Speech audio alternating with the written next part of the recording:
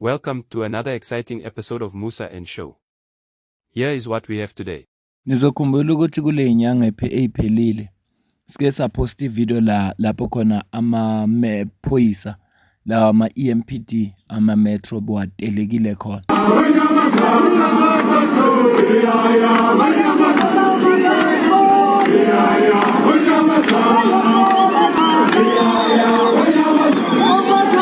Eneyimfuno kazifunayo nawo kubaqashi bawo. Kule video ke manje sizokhuluma ngesiqumo esiphuma izolo ngoba bathola incwadi lezi banikezwe ama-pre-dismissal letters about 400 amaphoyisa kungenzeka phela lo msebenzi. So kule video ke sizokhuluma ngalokho. Emveni kwalapho bese sikhuluma ngendaba kaDr Nasiphi Moyo uyimeya yaseTshwane we-Action SA. Izolo ke wenziye izolo noma kukuthanga I'm not sure. Thatha isinqumo esinzima kakhulu la cishe khona ugesi wasesibhedlela. Sizokhuluma ngalokho kule video manje. uDr Nasiphi Moyo ubengaqaliki ukuthi kube khona indawo azihambelayo ngenxa ukuthi ziyakolota kwamasipala bese ziyacishela ugesi. Maningi nje ama-video la athenda khona oShoprite, oKFC namanye ama-shop oBoxer ababengakhokhi balungisa lezo zinto lezo. Wenza umsebenzi omuhle kakhulu. Khona ney'ndawo zakuHammanskraal ebezingenamanzi, wakulwela ukuthi amanzi awaphume empompini abantu bawathole. Ngiyakhumbula ukuthi okokuqala bakhala ukuthi kuphuma amanzi angekho clean. Kodwa ngiyakhumbula ukuthi uma kuphuma amanzi okokuqala kuyena umuntu oqala wakhe amanzi owaphuza ebaphi assurity abantu balapho ukuthi amanzi lawa aphuma la akulungele ukuthi aphuzwe ngabantu. Imisebenzi emihle ayenzile. Sizomkhumbula. Siqale sithathe nansi video yakhe. Resident of Tshwane, we are at the end of our Tshwane Yatima program for today. We have switched off private businesses, we have switched off households, we have switched off government. We are very consistent. We do not have people that we do not switch off in this campaign. It's quite important that we must raise the revenue. The services that we are complaining about will not be able to deliver if we do not collect a revenue. So we do this so that the businesses as well as government must know that they have a responsibility to pay for our services. Njengoba umuzwa la uDr Moyo ekhuluma ukuthi bayacisha ngempela abadlali ngoba fanele raise ama revenues. So it's either a private company noma government ama business. Uma nje kukhona kukweletayo icampaign yabe ethi yatima bayacisha ngempela abadlali. Ingakho ke ethathe lesinqumo. So ngifaka le video ngoba ngifisa ukuthi kungasithusi ukucisha kwakhe esibhedlela. Isibhedlela lesi igama laso iVescopis Hospital abayicishela ugesi nje ukuthange mangaphosisi. Abawucishela ugesi ngoba bekolota imali ebalulwa ku 1.2 million. Ngicabanga ukuthi uma kuphuma ibudget uma nje iphuma ibudget iqondene nezibhedlela imali yama services okugesi namanzi isuka ikhona lapho. So isinqumo esithathwe uDr Nasiphi Moyo ngiyasupporta mina personal noma ngazi ukuthi kunama patient lapha azo affected. Kodwa uhulumeni wethu abantu nje abahlala emalokishini kakhulukazi abantu basemakhaya ngaze ngabona betelekile esikhathini esiningi. Kodwa abantu abahlala emalokishini bayazi uma kukhona izinto ezidingayo kusuka kuhulumeni wethu ningakathathi isinqumo sokuphumela emgwaqweni aninako. So lesinqumo lesi sokwenza ukuthi babe responsible. I-management ikhona la. Imali ephumayo kuthiwa i-budget yesibhedlela isuke ingawabalanga nama services anjengogesi namanzi na. Uma ikubalile leyo mali iphelelaphi?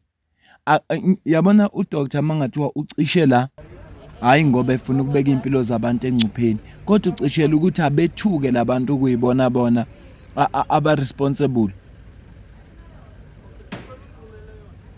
Kodwa lesinquma sithathile sizokwenza ukuthi basukume babone ukuthi akudlalwa. Ngizofunda ke nama comments wabantu mayelana nalolu daba bese siya kudaba ke lama metro. Siyazi sonke ukuthi load shedding isihlupha sonke njengoba siphila kodwa indawo enjengezibhedlela ngama police station lezi ndawo lezi alenzeke iphutha la kuthiwa khona azinawo ugesi, okusho ukuthi laba abakahulumeni noma laba abaprovider ngogesi benza sure ukuthi ugesi ukhona ngekhathi zonke. Yingakho phela funa nabo bakhokhelwe, laba funa abakhokhe abasukume laba management bolungisa lo daba laba. Sibheka ama-comment ngalolu daba. Abanye bathe mabebona le post nangu Haynes laphaya wayesetheka i-South African Human Rights Commission ebuza ukuthi iyayibona nalento ngoba efisa ukuthi laba bamela amalungelo abantu abangenelele. Umsunu kaJohan Rupert yena ophendule kanje wathi no stone should be left unturned. Well done Mayor. Then uPenuel the Black Pen waphendula kanje wathi I'm a huge fan of your work. Kusho ukuthi ngumlandeli omkhulu omsebenzi wakho Mayor. Kodwa isibhedlela ama-patient akusuwona efanele ngaba akhokhile, kodwa iwona manje asezo safara and lokho kuzobeka amalungelo wabo ukuthi aviolate. Ingaba yikho enye indlela na? Mhlambe fanele ngabe ufanele ucishe power for i-management kuze kuthi laba abaresponsible kube yibona abasafarayo. UDr Innocent yena ubhale kanje uthe sidinga ukuthi sibe honest, sizibhekisise kahle njengesizwe bese siza nama-dialogue constructive azosilekelela ukuthi sibone ukuthi inkinga yethu kuphi, ama-priorities wethu imaphi. Ikakhulukazi kulesimo lesi esinje efuneka khona kuvele khona ama-skills okuba yi-leader, ngoba isidingo sokukhokha la ibill ye-electricity sibalekile. uKane yena ubhale kanje uthe nka gafa west go sina mtlakase, so ukhala naye uthi angagula kakhulu uma ngabe ugesi ungekho.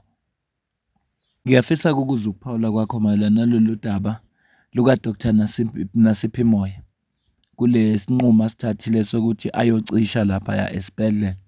Kungesiso kuphela, ucishile kwezinye indawo abantu abazange ba-comment nje wabe-comment manje abazange bakhale, kodwa manje bakhala ukuthi kuzo affecteka abantu abangama-patients okuyibona abantu abangekho responsible for ukubhadala for ama-bills. I-management okuyiyona efuneka ibhadala ama-bills ihlaleleni. Isikweletu size sifike ku-1 million bebengakhokhi ngani, kanti ibudget mayiphuma isuke ingabaliwe na amanzi nogesi. Ngiyacela ukuza ukuphawula kwakho, comment, subscribe, ushare, ulike. Ungajoina ne-membership yale channel ukuze usisupport. Iqala nje ku-R40 ngenyanga kuyaphezulu. Ungasupporta futhi ngalokho nakho ungasidonatela kule channel ukuze uyilekelele ukuthi ikhule. Kune account kuyi-comment ephiniwe. Asiqhubeke ke singene edabeni lama-metro. Telling me, oh, I must not be special. We're trying to get to work and they're blockading us. They said that if we have got complaints that we should raise it to the Ekurhuleni Metropolitan City. So we are raising this now with the Ekurhuleni Metropolitan City. These are essential services. They are not allowed to strike.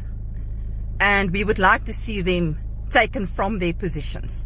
Ubuzwa nje lo mama ekhala kanjena ngoba le strike sa affecta ngisho abantu ababe emsebenzini, bavala umgwaqo ke amaphoyisa ngalesa sikhathi. Futhi empilweni yami ngangakaze ngakucabanga ukuthi ngiyoke ngibona amaphoyisa etelekile, ikakhulukazi lawa ama-metro. Eyiwona amaphoyisa athatha ibribe ukwedlula wonke amaphoyisa engiwaziyo la emhlabeni. Nama SAPS ayithatha kodwa hayi ukwedlula lawo, asidlulele phambili.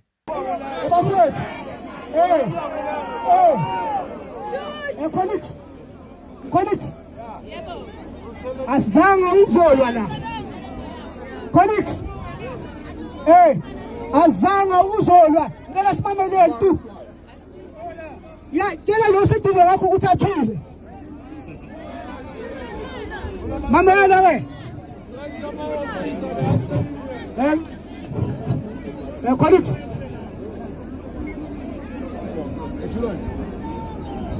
Just hand over to the political leadership. So MMC?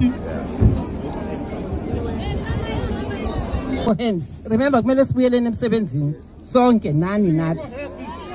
I'm saying if we allow ukuthi sivulele izandla, I think Rambo, you have said why. I think that is mouthful. We've heard you. because we came here to listen to yourselves. What is it that you're saying? You told us why you are here. Unless the hands abaz raised, zikhuluma something contrary to what you said.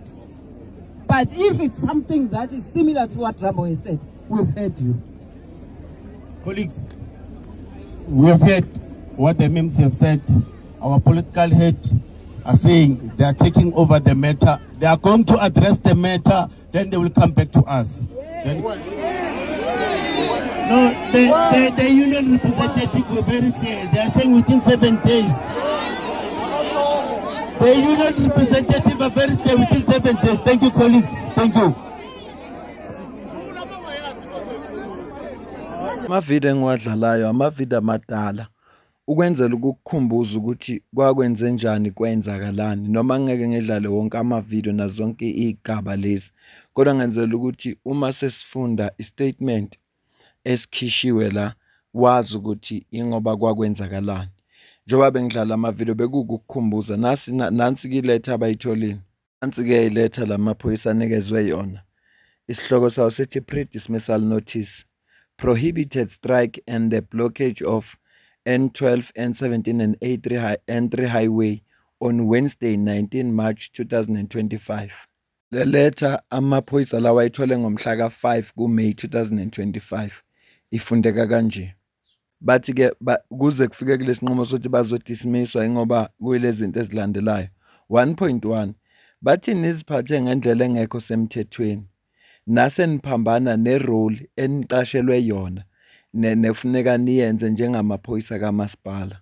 1.2 uthi niparticipate kwi-strike nizazi ukuthi nina nisebenzeza abantu be-essential service ngaphandle kokuqashwa nje ama-police officers ni-responsible for ukunqabe ukuvimba ubugebengu ukunqanda ukwenza sure ukuthi imithetho yezomgwaqo iyalandelwa ngokuthi enforce law bese niya maintain ukuthi kune public order. Ku 1.3 uthi nifailile ukureport emsebenzini nafail ukuperform imisebenzi yenu yosuku nafail futhi ukucela ipermission kusuka kubaphathi benu for ukuthi anizukubabika emsebenzini kodwa kunalokho navele nazilovela nje ngokwenu emsebenzini.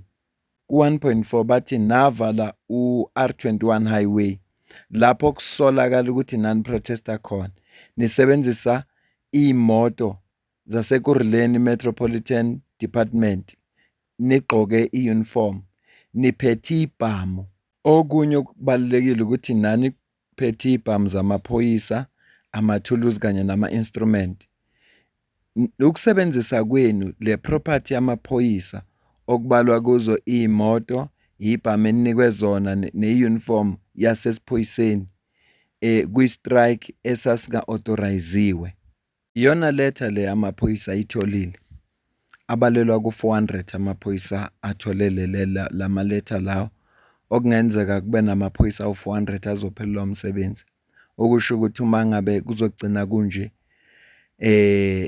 i-unemployment rate izokhuphuka kakhulu eSouth Africa.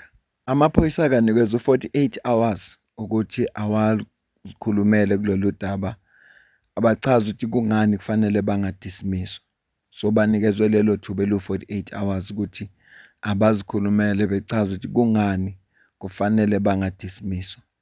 ISAMU okuyi union emele amaphoyisa la ikhiphe na istatement ngomhla ka5 May 2025 sizosibheka le statement kodwa okubalekile ukuthi ngechaza ukuthi lamaphoyisa athole lama letter amisiwe emsebenzini ngoba besanikwe le 48 hours bazoya ke ku disciplinary hearing asifunde nasike statement bathi ke iSouth African Municipal Workers Union okuyiSAMU eKuruleni region ngokungancethezi iyakondema yonke lento enziwa iCity of Ekurhuleni lesinqumo esithathile ukuthi ikhiphe ama pre-dismissal notice to over 300 EMPD workers. Bathi lesi senzo asikhombisi kuphela ungabikho kobulungiswa kodwa even iassault kuma fundamental rights wabasebenzi futhi ikubeka ngokusobala ukuthi municipality lo akahambisani ne-fair labor practices futhi akazimisela ukuthi a-engage ukuze kulungiswe la okusuke kunekhalo khona zabasebenzi in a meaningful and constructive manner. Kunokuthi akhethe indlela yokuthi kube ne-dialogue noma kube ney'ngxoxo, azame uku-understanda and futhi bazame ukuthi beze neyisombululo ukuze bathole ukuthi yini le eyenza ukuthi abasebenzi baze bathukuthele, yini futhi eyenza ukuthi abasebenzi bangagculiseki. Umunicipality usevele wabona ukuthi kungcono abacindezele ngokuthi aba-threatenishe ngokuthi uzobaxosha. Uthi lento lena i-betrayal yama-principles natural justice and i-direct attack on i-constitutional right of workers ukuze bekwazi uku-expressa ama-grievances wabo noma ukunganeliseki kwabo noma iy'khalo zabo ngaphandle kokwesaba ukuthi bangase baxoshwe. Bayaqhubeka bathi i-protest le yabasebenzi yangomhla ka-19 March 2025 ayizimele nje, ayikho isolated, kodwa i-manifestation yokuthi kuney'khali ezilokhu zikhona isikhathi eside.